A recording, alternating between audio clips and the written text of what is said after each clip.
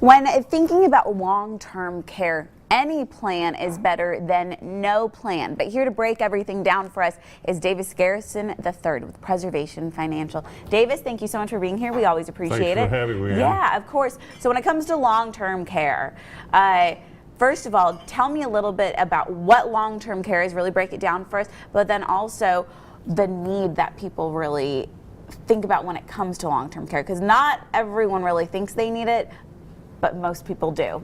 Yeah. In 2013, the Department of Human Services did a survey.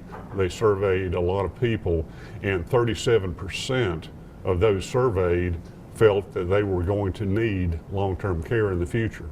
Wow. And you've got to give attention to this because there are 74,000 baby boomers that are aging in 2020.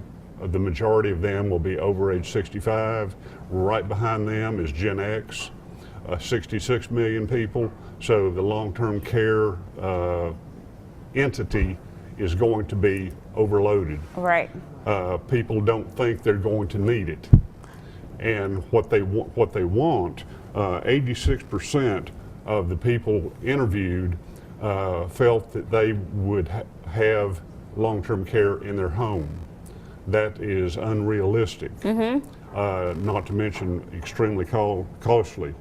10% said they would accept an assisted living facility. 2% family members home. What if the family member doesn't want you in their home? You have to plan for the unexpected, right? Exactly. Nursing home, 2%. And what the steps taken necessary to move in with a family if unable to live on one's own. 66% of people interviewed have done nothing to prepare for that. Wow. They have not spoken to a family member that they are counting on. 19% have adequate savings to take care of this. 11% have bought long-term care insurance. 5% live with children or family. And to break it down, the most important things in retirement in regards to long-term care are provides for guaranteed income. That's 74% of people interviewed want that. That's what we do at Preservation Financial Group, a guaranteed income that you cannot outlive. Right. Guaranteed not to lose value. We guarantee that also. Covers the cost of long-term care. We can take care of that. Provides income to the family if I die or disabled. That's 35% of people want that. We can provide that. So the long-term care has evolved. Insurance companies were terrible at pricing long-term care. They were incredible genius pricing cash value life insurance, that type of thing. But long-term care has pretty much dodged them.